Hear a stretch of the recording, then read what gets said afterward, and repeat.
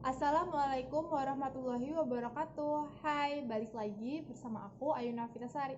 Nah, di videoku kali ini aku akan membuat video presentasi tentang hubungan tumbuhan dengan air. Nah, daripada berlama-lama, lanjut aja ke videonya. Stay tune. Jumlah air di dalam tanaman berkisar antara 80-90%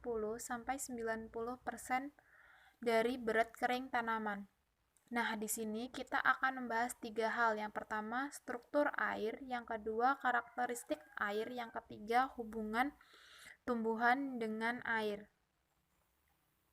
Air adalah substansi kimia dengan rumus kimia H2O. Satu molekul air tersusun atas 2 atom hidrogen yang terikat secara kovalen pada 1 atom oksigen. Air bersifat tidak berwarna, tidak berbau, dan tidak berasa pada tekanan standar 1 bar dan pada temperatur 0 derajat Celcius.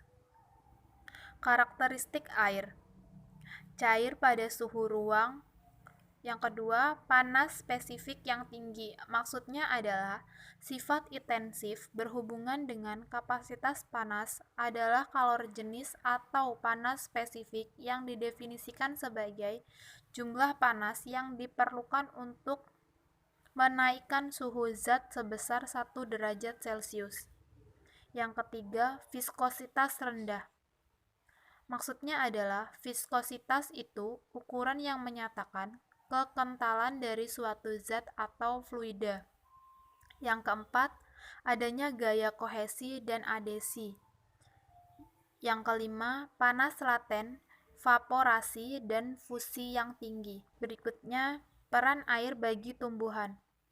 Yang pertama, penentu laju fotosintesis. Maksudnya adalah kekurangan air atau kekeringan menyebabkan stomata menutup dan menghambat penyerapan karbon dioksida sehingga mengurangi laju fotosintesis.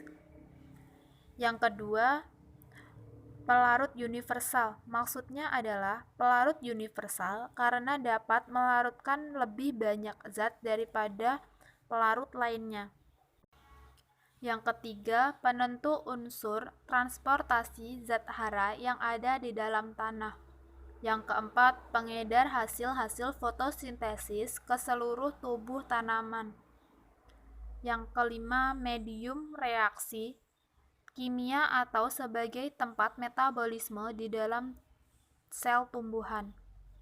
Transportasi membran sel. Sel-sel membutuhkan zat atau molekul untuk menjalankan semua aktivitas metabolisme termasuk air. Membran sel memegang peran yang sangat penting dalam proses keluar masuknya zat. Transportasi zat-zat dibagi menjadi 2, yaitu transportasi aktif dan transportasi pasif. Transportasi aktif adalah transport yang memerlukan energi, sedangkan transportasi pasif adalah transport yang tidak memerlukan energi. Nah, selanjutnya di sini ada gambar struktur membran plasma. Struktur membran plasma tersusun atas fosfolipid bilayer, yaitu 2 lapisan lemak yang berikatan dengan fosfat. Struktur fosfolipid ialah sebagai berikut. Fosfolipid merupakan molekul yang mirip dengan kepala dan ekor. Kepala dari fosfolipid merupakan molekul fosfat, sedangkan ekornya ialah lemak. Kepala fosfat bersifat hidrofilik atau suka air sehingga terletak di luar, sedangkan bagian ekor bersifat hidrofobik, tidak suka air sehingga terletak di tengah. Selanjutnya adalah difusi dan osmosis. Difusi adalah mengalirnya atau berpindahnya suatu zat dalam pelarut dari bagian konsentrasi tinggi ke bagian yang berkonsentrasi rendah. Contohnya, di sini diteteskan 1 tetes zat ke dalam pelarut atau molekul. Lama-kelamaan akan terjadi proses difusi, sehingga zat tadi menyebar secara menyeluruh ke dalam molekul air. Yang kedua ada osmosis. Osmosis adalah berpindahnya molekul perlarut, misalnya air, melalui selaput semi-permeabel dari bagian yang lebih encer ke bagian yang lebih pekat, atau dari bagian yang berkonsentrasi rendah hipotonis ke konsentrasi tinggi hipertonis. Nah, ini adalah gambar osmosis pada sel. Yang dimaksud dengan hipertonik adalah larutan yang berkonsentrasi zat terlarutnya lebih tinggi daripada cairan di dalam sel. Sedangkan isotonik adalah larutan yang konsentrasi zat terlarutnya sama dengan cairan di dalam sel, dan hipotonik adalah larutan yang konsentrasinya lebih rendah daripada cairan di dalam sel.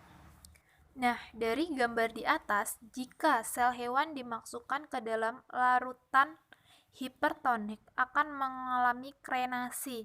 Namun, jika dimasukkan ke dalam larutan hipotonik akan mengalami lisis. Sedangkan sel tumbuhan jika dimasukkan ke dalam larutan hipertonik akan mengalami plasmolisis. Jika dimasukkan ke dalam hipotonik akan mengalami deplasmolisis. Nah, di sini ada gambar sel hewan dan sel tumbuhan. Pada sel hewan, gambar A mengalami terjadinya krenasi, sedangkan pada gambar C mengalami lisis. Pada sel tumbuhan, gambar A mengalami plasmolisis, sedangkan pada gambar C mengalami deplasmolisis. Nah, dari video penjelasan tadi bisa ditarik kesimpulan bahwa air sangat dibutuhkan bagi tubuh tumbuhan. Berbicara mengenai air selalu berhubungan dengan proses difusi dan osmosis. Jika tumbuhan kekurangan air, maka tumbuhan akan layu dan mati. Nah, itu tadi video penjelasan dari saya. Saya akhiri. Wallahul muwaffiq ila aqwamit thoriq. Wassalamualaikum warahmatullahi wabarakatuh. Bye-bye.